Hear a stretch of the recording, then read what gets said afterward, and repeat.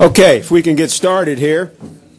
Leading off our chase driver media availability at Talladega Superspeedway is Kevin Harvick. He's driving the number 29 Jimmy John's Chevrolet for Richard Childress Racing this weekend. He comes in here second in points, just I believe 5 points out of the lead. As we begin the second half of the chase, he's got 4 victories on the season. And Kevin, you're coming into Talladega. You've won it once here before. And you've got 6 top 5s. And so coming into Talladega, open up the second half of the chase, where obviously we know anything can happen here. What's your thoughts about this race weekend? Well, it's been a good racetrack for us, but obviously, you still have it's either been really good or you have something happen that gives you a bad day. So you just have to take it one lap at a time and try to be precise about your plan as to what you're going to do during the race, and when you have a gut feeling that something's going to happen, you have to do what you think is right to preserve your car and do the things to keep yourself around to the end of the race. So it's kind of a guessing game, but all in all, it's been a good place for us. All right, we'll take questions now. We'll start with Reed. We'll go to Ed, and then over here to Mike. If we can get, we've got a wireless mic, couple in the room. State your name and who you're with, please. Go ahead. Reed Spencer with Sporting News.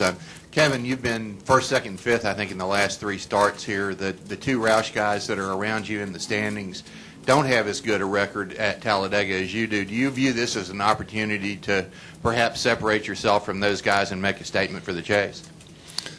I mean, I think anybody has that opportunity this week. I think, I think anybody can have a good week. I remember the 99 and the 16 being alongside my door at the finish to the last race. So, it's kind of a crapshoot, and you have to, do everything you can control and do what you think is best for yourself and your car, and try not to make any mistakes on pit road, and just have a good plan. So hopefully we've got all that going for us this week and see how it plays out.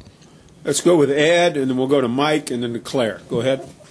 Ed Hinton, ESPN.com, to kind of press the issue, especially about Carl, considering that 3 years ago, you talked about good days, bad days. He had a disastrous day here 3 years ago, and y'all had kind of ramifications that ensued from it. Based on what you've done here and what he's done here, don't you just like good, bad, you never know, but don't you just like your chances and your odds better to come out of this thing ahead than you do Carl's? That's a good question. I don't think any of the previous stats matter at any racetrack. I think I think we're all capable of winning at any particular racetrack. Yeah, we've had success here, but like I say, in the last race here, he had a good day and did what he had to do. So we're not worried about anybody else. We're worried about ourselves and don't care what anybody else's record is or whether it's good or bad. We just want to control what we can control and not draw anything else around us to pull us down, or we don't need motivation. We have enough motivation sitting on the shelf in Las Vegas with that trophy. That's our motivation. We don't need stats. We don't need people. We don't care about the people around us right now. Let's go with Mike, Claire, and then Monty. Mike Muller.net. Can you talk about the closing rate here? I know NASCAR has changed the rules a little bit, and I think that would accentuate the closing rate when you have to shift spots. Can you talk about that and what that is? If you're the lead driver coming up on a bunch that's changing spots, and if you're the trailing driver that's blindly coming up on guys changing spots. Yeah, that does become really the hardest part of the way that the racing is now is on the restarts and things like that, and when they're bunched up and that first initial switch when there's a lot of cars around is kind of when things get hairy, and you're that pack catching. You got to have a lot of faith in the guy in front of you. I feel like myself and Paul have been through a lot of situations that will be better this time than we were last time.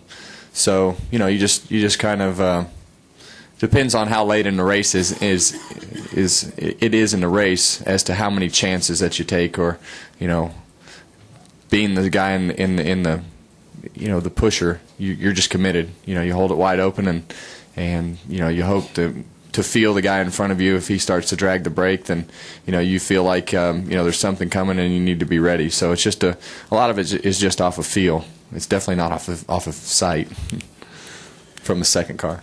Let's go Claire, Monty, and then Tom Jensen. Claire B. Lang, Sirius XM NASCAR Radio. You were one of the chase drivers who showed up for the fuel test, fuel injection yesterday. Did you benefit from that, to have you in the car for that? And then also talk about your consistency and focus here. You talk about controlling what you can control, but it's such an uncontrollable race. How do you keep that focus?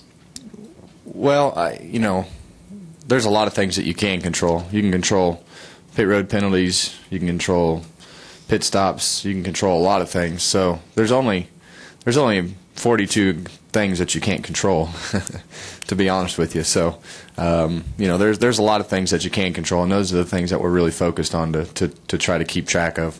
As far as the test yesterday, I wouldn't have been here if I didn't think it was beneficial. The fuel injection is just a small part of what's different this weekend. The pop-off valve is different this weekend. Timing is a big issue. With the cars, going to be drafting with Paul this weekend like we did last race. We felt like we did the things together that we don't have to do today in our primary cars. So we took some of that things that we can control and took them to the fullest extent and did the things that we thought we needed to do yesterday, and hopefully took some risk out of today. Let's go Monty, Tom Jensen, Mike Embry. Go ahead.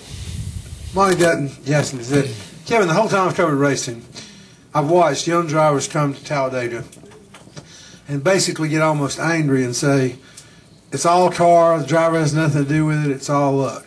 And in most of those cases, not all of them, some guys never get particularly good, but people learn little things that makes them. A great example of that is, exact truth of that is Tony Stewart.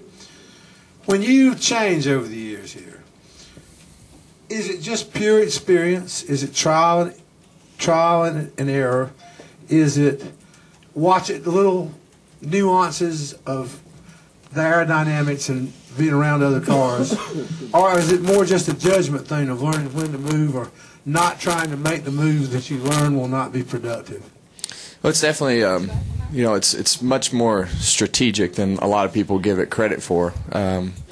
You look back at the different styles of racing that have evolved over the restrictor plate races over the years, and pretty much the same guys that have been good at it through all those evolutions are still good at it. So you have to be very patient, but you have to be very aggressive in a fact of putting yourself in position. So it's a fine balance, and I think over time you learn that balance, and you learn what you can and can't do, and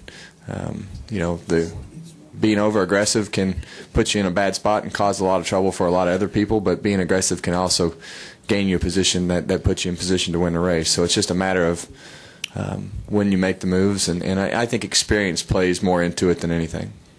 Let's go with Tom Jensen, Mike Embry, and Dustin Long.